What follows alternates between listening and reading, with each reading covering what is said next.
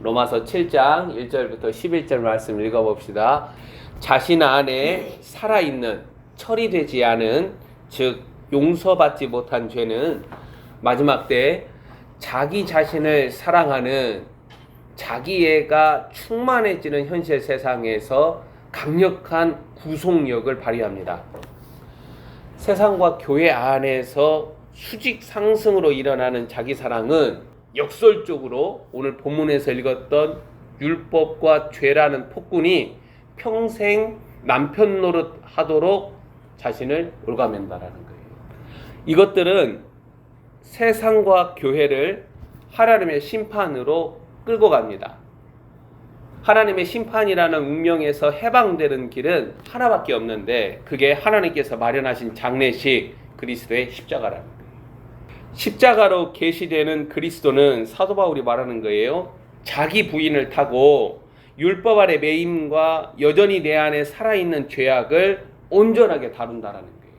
내 안에 처리되지 않은 죄는 용서받지 못한 죄인데 자아와 함께 강력하게 연대하여서 하나님의 뜻에 순종하기보다도 자신의 뜻을 쫓아서 자신의 계획을 쫓아서 자기만족적 삶을 살아가기 때문에 그게 뭐예요? 그게 적그리스도들이에요.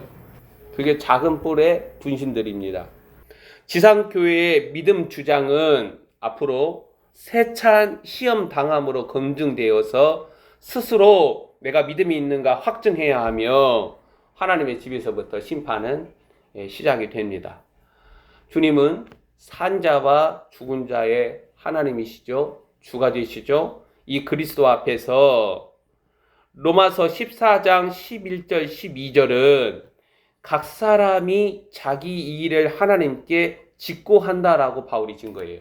사도 바울은 하나님의 언약 백성들에게 그리스도로 말미암아 매임과 해방을 동시에 증거하면서 경고합니다.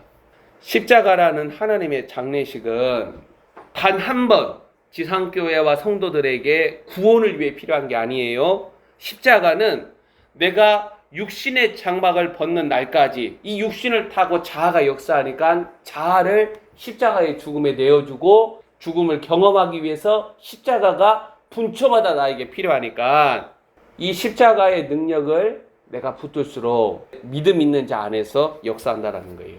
믿는 자들은 그리스도와 연합되어 있습니다. 이 그리스도와의 연대 연합은 그리스도의 생명으로 이루어졌기 때문에 죄와 율법이 이것을 끊어내지 못해요. 그래서 사도 바울은 본문 4절에서 4절 말씀 봐보세요. 그리스도의 몸으로 말미암아 율법, 죄에 대하여 죽었다라는 사실로 증거하고 있다는 거예요. 율법, 죄의 지배력이 그리스도로 인하여서 믿는 자들에게 미치지 못한다라는 거예요.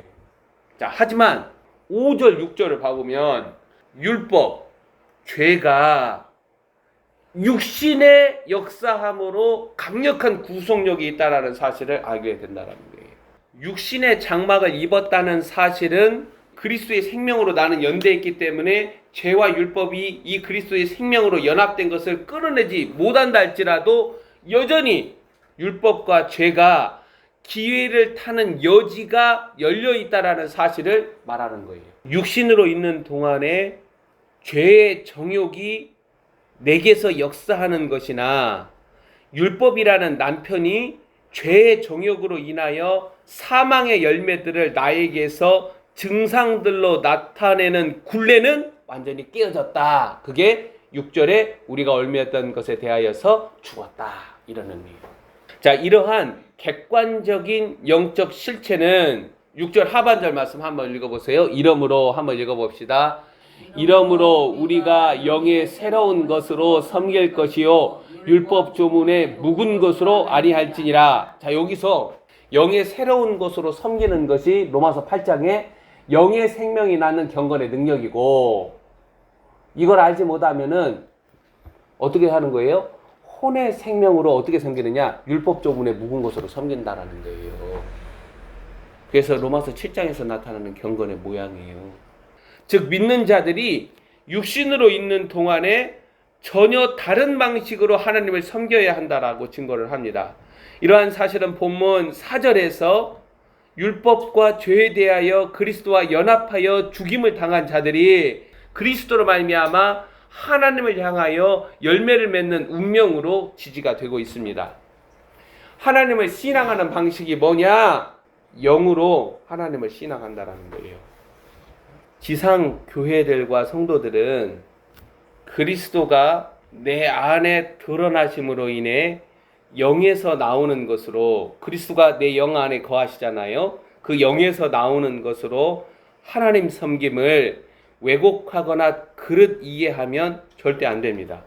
로마서 7장 하반부에서 사도 바울은 본문 4절과 6절에서 증거한 진리가 이후 어떻게 믿는 자들 안에서 서로 다른 방식으로 하나님 섬김을 발생시키는지를 로마서 7장 하반부에서 증거하고 있다는 거예요. 본문 8절을 시작으로 8절 말씀 봐보세요. 8절. 그러나 죄가 기회를 탄다라는 거예요. 죄가 기회를 타는 빌미가 뭐예요? 육신의 생명이 있는 동안. 이 육신 때문에 그러는 거예요. 8절 다시 봐요. 본문 8절을 시작으로 죄가 기회를 타서라는 증거를 발판 삼아서 영에서 나오는 새로운 것들로 하나님 섬김을 왜곡시키는 긴장을 8절 이하에서부터 25절까지 증거하고 있다는 거예요. 이는 믿는 자들 가운데에 하나님을 신앙하는 믿음의 실체가 서로 다를 수 있음을 암시합니다. 본문 8절하고 11절을 봐보세요. 그러나 죄가 기회를 타서 계명으로 말미암아 내 속에서 온갖 탐심을 이루었나니 이는 율법이 없으면 죄가 죽은 것임이라. 11절. 죄가 기회를 타서 계명으로 말미암아 나를 속이고 그것으로 나를 죽였는지라. 여기에서 나는 누구예요? 나는 하나님을 섬기려고 하는 그 나를 속였다라는 거예요. 그렇게 속이는 자로 나타나서 죄의 이름이 뭐예요? 속이는 자예요. 속이는 자는 누구예요? 마귀예요. 죄 뒤에는 반드시 마귀가 있으니까. 처리되지 아니한 죄는 자아를 타고 누가 역사하는 거예요? 마귀가 역사하는 거예요. 창세기 3장 우리의 자아가, 아담의 자아가 누구하고 연대해요? 마귀하고 연대해요. 짐승의 표 666 누구랑 연대해요? 짐승. 적그리스도가 루시퍼의 아들이죠. 마귀의 아들이죠. 마귀하고 연대하는 거예요. 이 죄, 속이는 자가 믿는 자들의 경건을 무너뜨릴 수 있다는 거예요. 자, 그 경험을 사도 바울이 7장 하반부에서 쭉 적고 있는 거예요. 사도 바울의 경험을 빌어서 증거되는 7장 하반절은 속이는 자, 죄가 계명과 율법과 육신을 이용해서 어떻게 바른 경건의 방식을 비틀어서 하나님 섬김을 이끄는지 알게 한다는 거예요. 그래서 너희 마음에 덮인 종교적 수건을 제하라는 거예요. 종교적 수건은 혼의 생명으로 하나님을 신앙을 해요. 근데 똑같이 나타나요. 자, 기독교만 투시, 기독교만 방언, 기독교만 뭐 이런 거 있어요? 불교도 나타나잖아요. 그거 다 어디서 나타나요? 혼의 잠재력에서 나오고. 지금 예언 봐봐요. 스님들이 막 미래 예언하고 나라 민족들 다 예언하고 그러잖아요. 자, 성경에 나타난 예언자들도 예언하잖아요. 오늘날 하나님의 그릇들도 각 나라와 민족들에 관해서 하나님의 말씀을 증거하고 예언을 하잖아요. 어디서 나오냐는 거예요. 어디서? 영에서 나오느냐, 혼에서 나오느냐. 이러한 영적 사실들은 지상 교회들과 성도들로 하여금 본문 4절과 6절 하반절에서 언급되는 조문, 법을 따라 행하는 방식이 아니라 영에서 나오는 새로운 것들로 하나님을 섬기는 방식이 무엇인지 확고하게 훈계합니다. 사도 바울은 하나님은 영이시기에 그리스도의 몸으로 말미암아 율법과 죄에 대하여 죽은 자들이 영과 진리로 살아계시는 하나님을 섬기는 방식이 무엇인지 8절부터 25절까지 긴 지문으로 설명을 합니다. 그래서 8장 1절 그리스도 예수 안에 있는 자들은 결국 정죄함이었다. 영의 생명으로 하나님을 섬긴다라는 거예요. 이게 경건의 능력이라는 거예요. 이 마지막 때 이 경건의 능력으로 자신을 무장해야 돼요. 그리스도의 생명으로 우리를 무장해 나가야 돼요. 다른 걸로 싸우는 것도 아니고, 그리고 마귀나 짐승의 세력들을 이기지도 못해요. 전염병과 질병을 어떻게 이길 거예요? 악한 영들이 나의 정신과 마음에 들어와가지고 나를 부서뜨리는 것을 어떻게 이겨요? 자, 정리합니다. 우리는 사도 바울의 극적인 경험과 진술을 통하여 이게 지금 우리가 8절부터 25절까지 봐야 할 내용인데 다음에 보기로 하고 이러한 경험과 진술을 통해 하나님 섬김에 전혀 다른 두 방식이 있다는 사실을 알아야 한다는 거예요. 그래서 혼의 생명으로 하나님을 섬기는 자들 아시아 7교회 중 5교회. 그래서 1세기 때 예수 그리스도가 오시지 않는 거예요. 오직 그리스도의 신부는 영의 생명으로 하나님의 이름을 붙드는 것은 빌라델피아 교회 하나밖에 없어요. 기도합시다.